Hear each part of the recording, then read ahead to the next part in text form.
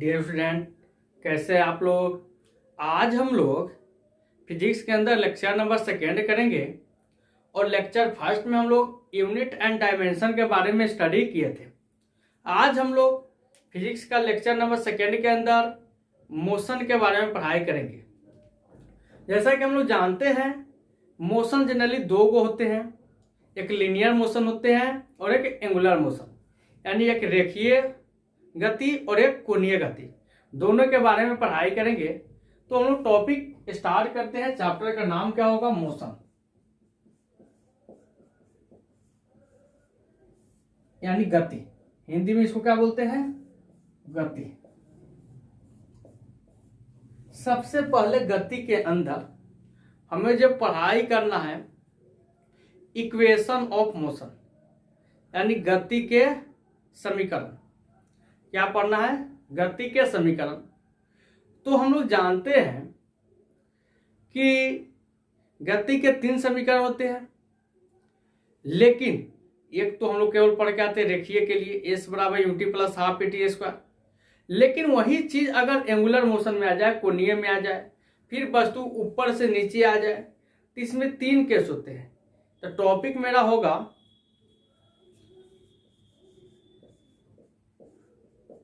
Equation of motion. क्या होंगे? गति के समीकरण, यानी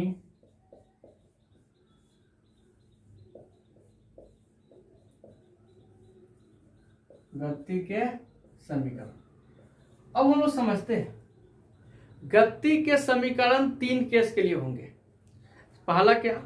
अगर वस्तु सीधी रेखा पे जा रहा है। दूसरी का, अगर वस्तु किसी सर्कुलर पाथ के चारों तरफ ट्रेवल कर रहे हैं। तीसरी का, अगर वस्तु ऊपर से नीचे या नीचे से ऊपर जा रहे हैं। तो तीनों केस के लिए अलग अलग इक्वेशन होते हैं। आज मेरा इसी पर फोकस होगा और हम लोग जानते हैं।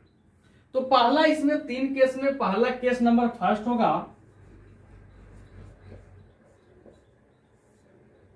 यदि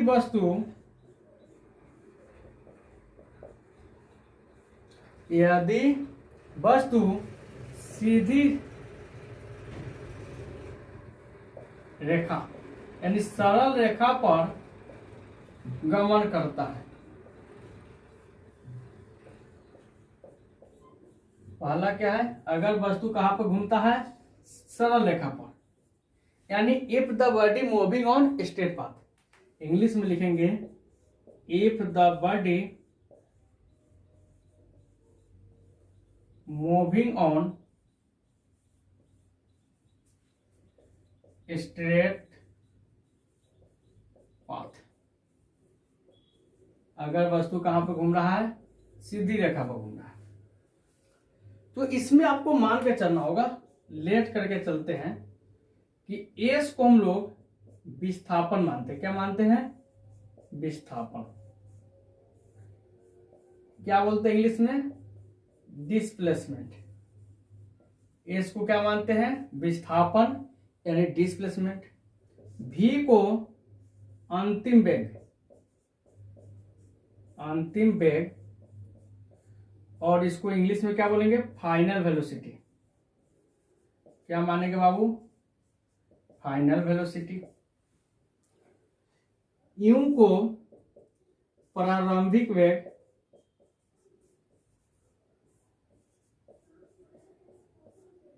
यानी इनिशियल वेलोसिटी। क्या मानेंगे? Initial velocity. टी तो समय होता है, यानी टाइम, और ए को त्वरण यानी एक्सलरेशन मानेंगे। ये चीज समझ में आ गया? इतना चीज कब मानेंगे? जब बॉडी कहां पे जा रहे हैं? सर्कुलर पाथ पर। तब इक्वेशन जो मेरा हो जाएगा, वो इक्वेशन क्या होते हैं? 3 गो। एक एस बराबर यूटी प्लस हाफ 80 स्क्वायर होते हैं। S displacement equal to initial velocity गुना टाइम प्लस 1/2 एक्सेलरेशन गुना टाइम का स्क्वायर। एक इक्वेशन, ये तो सब कोई जानता है, v बराबर u प्लस at होता है, यह भी सब कोई जानता है। एक v स्क्वायर बराबर e स्क्वायर प्लस 2as होता है, यह भी सब कोई जानता है। जानता कौन नहीं है? एंगुलर वेलोसिटी वाला, एंगुलर मोशन वाला। तो यहां तक नोट करेंगे, फिर हम लोग केस नंबर सेकेंड पढ़ते हैं। आज का लेक्चर पूरे के पूरे फार्मूला पर होगा, नेक्स्ट में हम लोग कंसेप्ट और न्यूमेरिकल पढ़ने वाले हैं। तो आप कहीं नहीं जाइए, पूरे के पूरे फार्मूला पर आप लोग ध्यान दीजिए कि अगर वस्तु सीधी रेखा पर जाता है तो क्या फार्मूला बनेगा, अगर बॉडी सर्कुलर पाथ पर जा रहा है तो क्या बनेगा, अगर वस्तु नीचे से ऊपर या ऊपर से नीचे जा रहा है तो क्या बनेगा। चलिए यहां तक नोट करते हैं।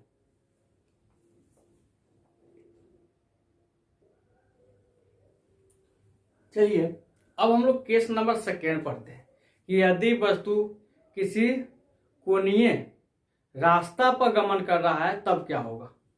तो case number second,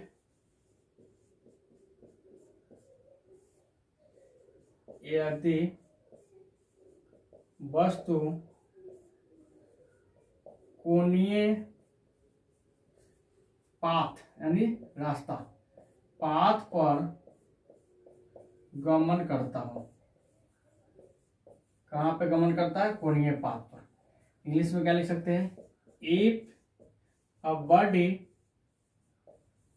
moving on the circular path. कहां पे? सर्कुलर पाथ पे।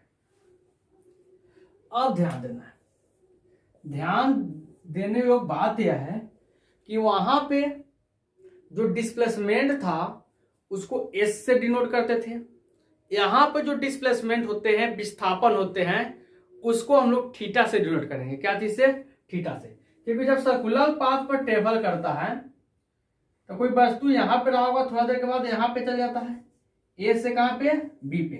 तो ए और बी के बीच जो एंगल बनता है ना, इसी को बोलते हैं कोणीय विस्थापन, एंगुलर डिस्प्लेसमेंट। इसको क्या चीज में मापते हैं? थीटा से। और इसका यूनिट क्या होता है? रेडियन। क्या होता है? एंगुलर डिस्प्लेसमेंट का यूनिट क्या होता है? रेडियन। लेकिन यही लीनियर डिस्प्लेसमेंट था, रेखीय विस्थापन था, तो उसको क्या चीज में मापते थे? मीटर में। तो हम लोग इसका इक्वेशन लिखेंगे। तो इक्वेशन लिखने से पहले हमको समझना पड़ेगा कि यहां पे थीटा को क्या मानेंगे? कोणीय विस्थापन। क्या मानेंगे? कोणीय विस्थापन। इंग्लिश में क्या बोलेंगे? Angular displacement.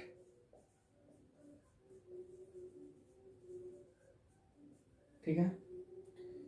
यहां पे इनिशियल वेलोसिटी यानी प्रारंभिक कोणीय वेग को ओमेगा नॉट से, क्या चीज से? ओमेगा नॉट से, प्रारंभिक कोणीय वेग। वहां पे प्रारंभिक वेग को सीधे डिनोट करते थे यू से, यहाँ प्रारंभिक कोणीय वेग को क्या से डिनोट करेंगे? ओमेगा नॉट से, यानी इनिशियल एंगुलर वेलोसिटी। ठीक है। थर्ड होता है ओमेगा, अंतिम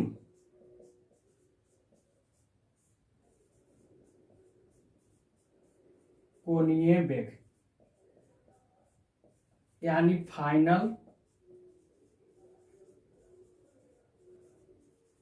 एंगुलर वेलोसिटी।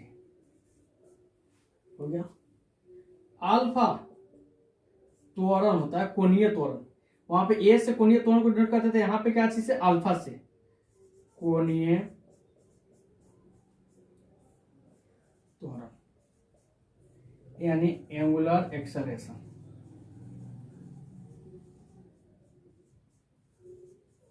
टाइम तो हर एक जगह सेम रहेगा, टी से। टी यहां पे क्या होंगे? समय होंगे, यानी टाइम होगा। अब यहां पे इक्वेशन वही रहता है, केवल नामकरण चेंज हो जाता है। वहां पे क्या था, एस बराबर यूटी प्लस हाफ पे टी स्क्वायर। यहाँ पे एस के जगह पे क्या हो जाएगा थीटा, यू के जगह पर ओमेगा नॉट, टी के जगह पर टी, ए के जगह पर अल्फा और भी के जगह पर ओमेगा। बाकी सारे इक्वेशन वही करने वाले हैं। तो वहां पर लिखते थे एस बराबर यूटी, एस के जगह पर क्या लिखेंगे थीटा, यू के जगह पर क्या लिखेंगे ओमेगा नॉट टी 1/2, ए के जगह पर क्या लिखेंगे अल्फा टी स्क्वायर। एक इक्वेशन हो गया। दूसरी क्या इक्वेशन क्या होंगे, v बराबर यू प्लस ए टी, तो v के जगह पर क्या लिखेंगे ओमेगा इक्वल टू, यू की जगह पर क्या लिखेंगे omega naught plus A T यानी अल्फा टी। तीसरी का क्या हो जाएंगे वी स्क्वायर यानी omega square equal to U square यानी ओमेगा नॉट के स्क्वायर प्लस 2 ए के जगह पर अल्फा, एस के जगह पर थीटा। कुछ चेंजिंग नहीं होने वाला है, बस आपको याद कर लेना है नोटेशन क्या होता है।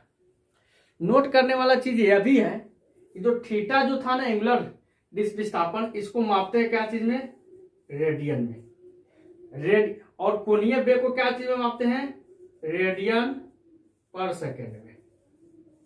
क्या चीज में मापते हैं, रेडियन पर सेकेंड में। और कोणीय विस्थापन को रेडियन पर सेकेंड स्क्वायर में। ये चीज याद करना है, काफी इंपॉर्टेंट है। फिर अब हम लोग समझते हैं अगर बॉडी ऊपर से नीचे या नीचे से ऊपर जाएगा तो क्या होगा। तो यहां तक नोट करेंगे हम लोग।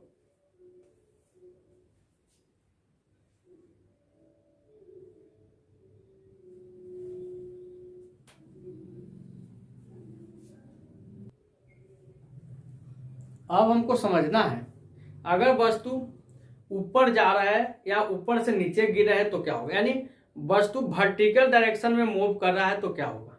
तो केस नंबर 3 होगा,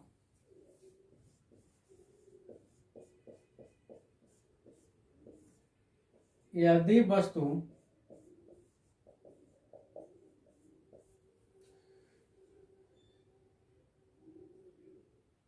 किसी ऊंचाई से नीचे गिर रहा हो, यानी बॉडी क्या हो ऊपर से नीचे आ रहा हो। इंग्लिश में क्या बोलते, a body moving in downward direction. वस्तु कहां पे आ रहा है, डाउनवर्ड यानी ऊपर से नीचे। तो जब भी नीचे से ऊपर या ऊपर से नीचे आते हैं ना, तो आपको याद कर लेना है कि यहाँ का जो त्वरण काम करता है, ग्रेविटी वाला काम करता है, जी काम करता है। क्या करता है, जी। और जो डिस्प्लेसमेंट होता है वो हाइट के रूप में होता है, एच के रूप में। क्या चीज के होता है, एच के। बाकी सब सेम चीज रहते हैं। तो हमको यहाँ पे याद क्या करना पड़ेगा, एच क्या होगा, डिस्प्लेसमेंट होगा। डिस्प्लेसमेंट को क्या चीज से नोट करेंगे, एस से, यानी विस्थापन को।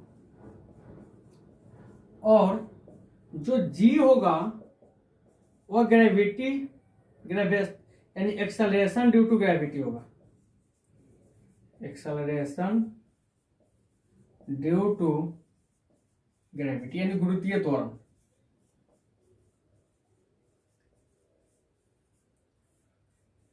बाकी सारे चीज सेम होंगे। अब देखना है वस्तु ऊपर से नीचे आ रहे हैं तो पृथ्वी चाहता भी है कि गुरुत्वीय नीचे की तरफ लगे।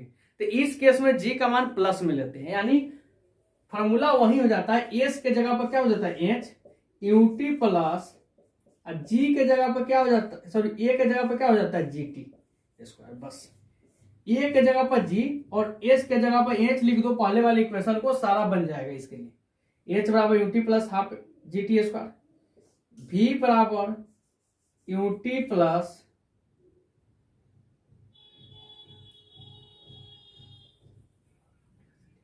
यू प्लस जी टी, और एक हो जाएगा v square equal to U square plus 2g h। लेकिन यह क्या था, बॉडी नीचे आ रहा था। अगर बॉडी नीचे से ऊपर जाएगा यानी बॉडी अपवर्ड में, यहां पे केस नंबर क्या हो जाएगा, 4। यदि वस्तु ऊपर की ओर जा रहा है, कहां पे, ऊपर की तरफ गमन कर रहा है,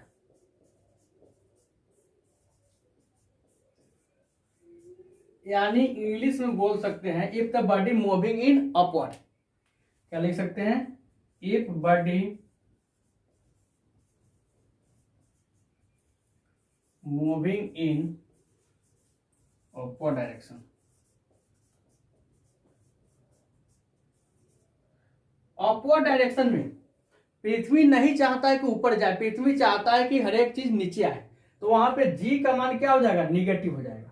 बस इक्वेशन क्या हो जाएंगे, एच बराबर यू टी माइनस, प्लस के जगह पे क्या हो जाएगा -1/2 जी टी स्क्वायर, भी बराबर यू माइनस जी टी, और एक भी स्क्वायर बराबर यू स्क्वायर माइनस 2GH। केवल जी का मान क्या हो जाता है, निगेटिव रहता है। आज हम लोग इतना नोट करके रखेंगे और फिर हम लोग मिलेंगे नेक्स्ट क्लास में, नेक्स्ट लेक्चर के साथ, ये सारे चीज का कंसेप्ट और इसके न्यूमेरिकल के साथ। तब तक के लिए धन्यवाद। Have a nice day, have a sweet dream.